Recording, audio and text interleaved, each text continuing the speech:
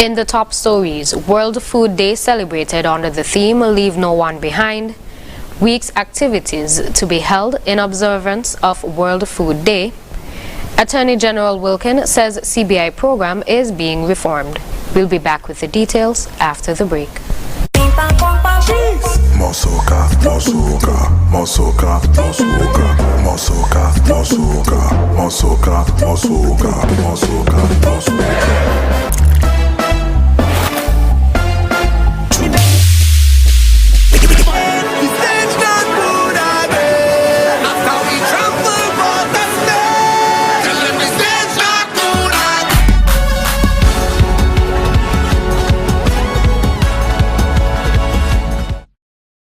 And one reasons to shop at Quartz. Unbeatable prices and the best value. Quality brands that you trust. At Quartz you can shop with no cash.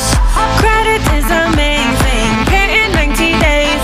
Quartz makes it easy. 101 reasons to shop at Quartz. We have so much in store and online we've got 101 reasons to shop at Quartz.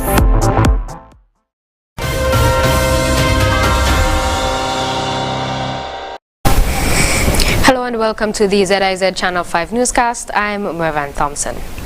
World Food Day this year is being observed with greater focus on the 25 by 25, the region's plan to cut food import bills by 25% by 2025. In an address by Honorable Samuel Duggins, Minister of Agriculture, Fisheries and Marine Resources, he spoke of the importance of the day being observed.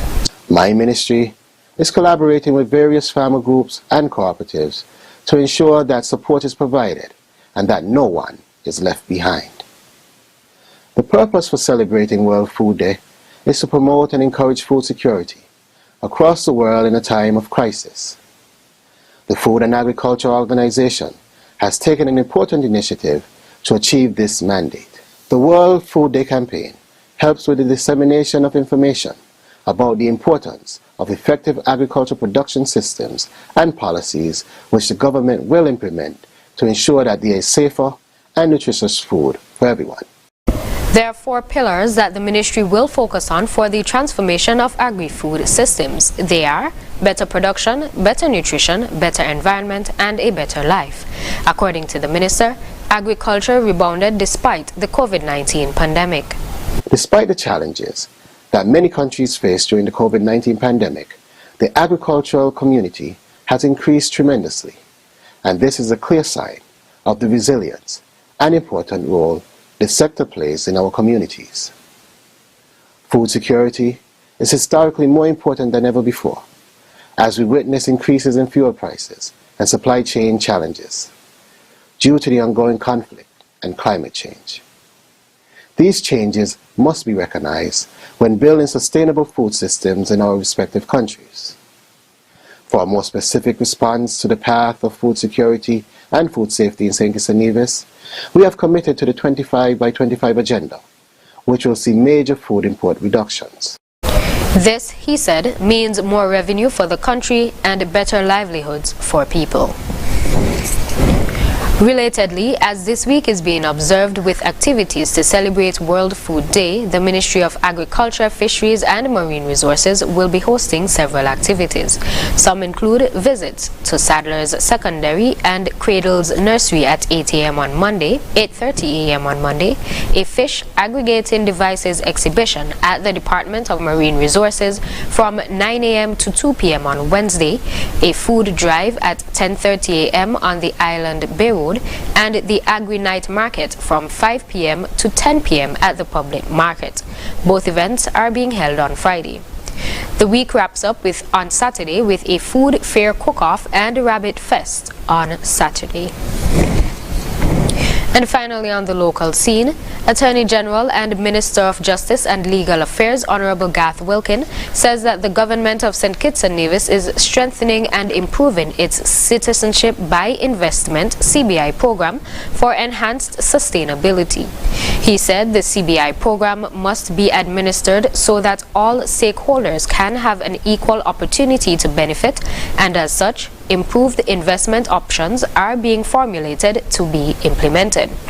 Legislation and administrative structures are being revamped to prevent underselling and ensure that real estate projects funded by the CBI program are completed. According to the AG, the government's plan is to maintain a progressive program and cement St. Kitts and Nevis's place as a leader in the CBI industry. Coming up, we'll take another look at some of the stories from the past week. Stay tuned. Elevate your experience with Flow's fiber-fast internet and mobile combined. Enjoy double data and unlimited talk on 4 mobile lines, plus up to 35 megabits per second home internet speed at the best rate, giving you the best value to stay connected. I think our Flow mobile is elevated. You think? An elevated experience starts with Flow at home, powering double data and unlimited talk on 4 mobile lines at the best rate. Visit a Flow store to sign up today.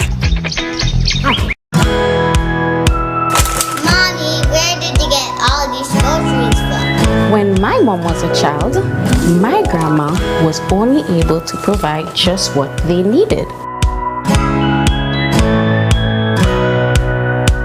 When my mom got older, she was then able to provide what they needed and some.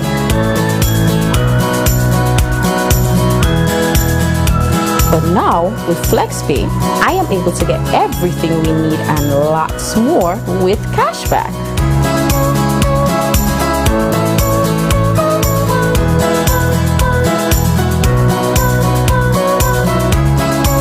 Wow, Mom, I hope this never ends. For the last 25 years, SL Hospital's Company Limited has given customers millions in cashback for free groceries with every hire purchase in their never-ending cashback.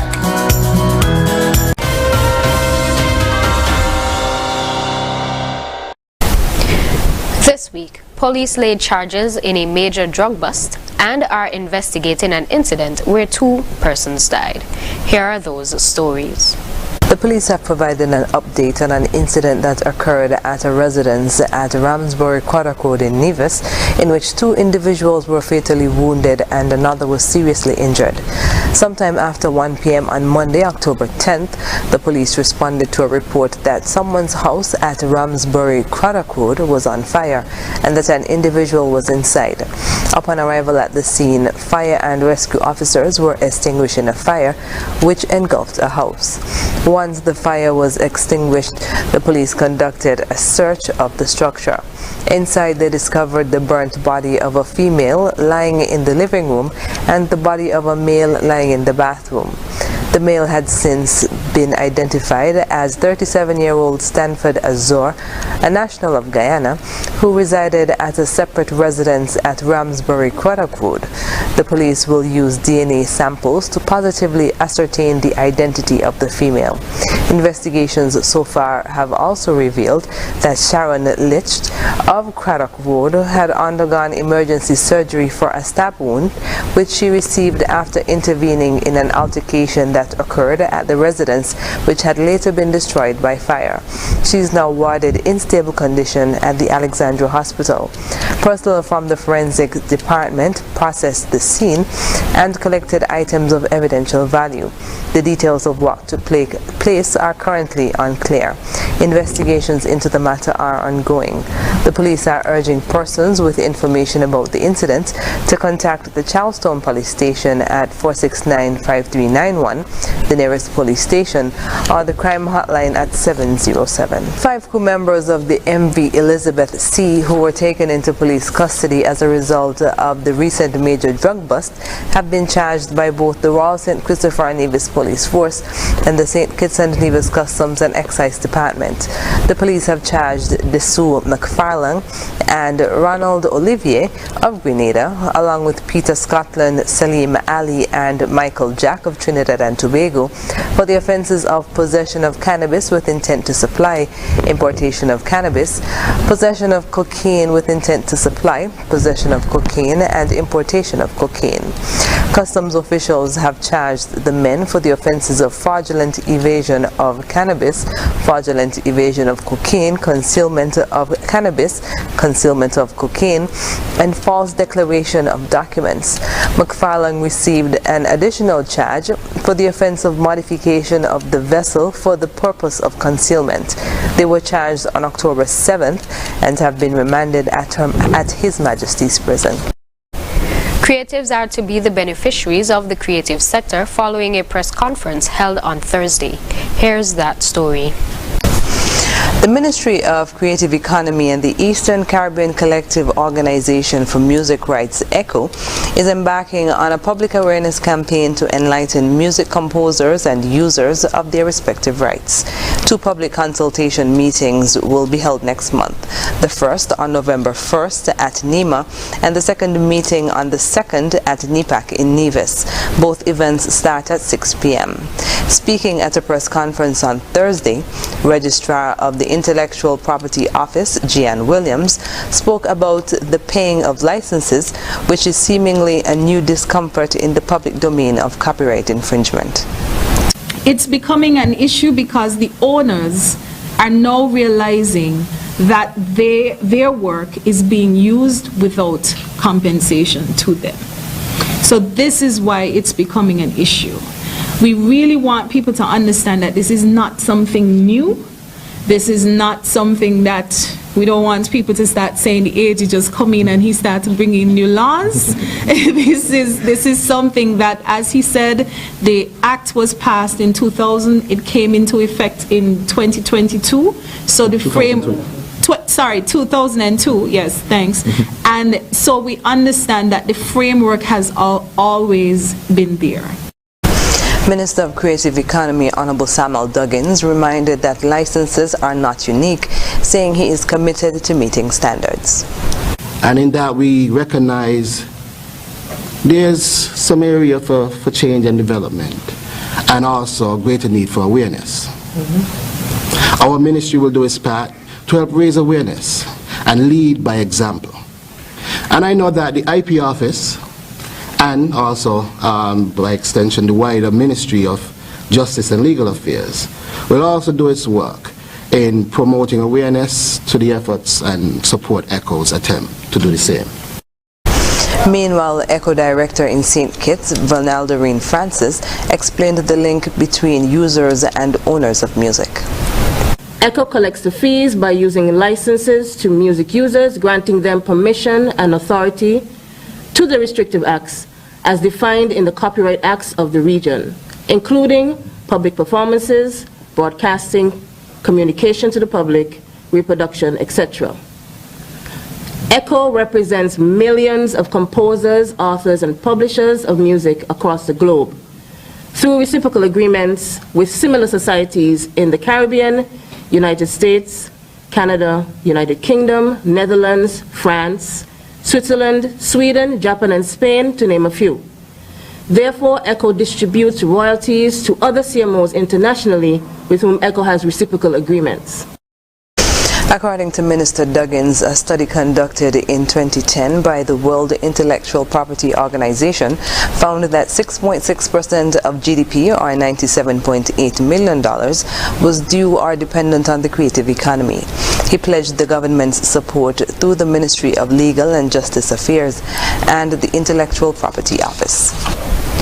After the break, Grenada settles debt to Libya, and prisoners die in Tehran prison blaze. Stay tuned. What's your reason? They have a nice selection of products that we also enjoy, and our children especially love the chips, so that's why we come here.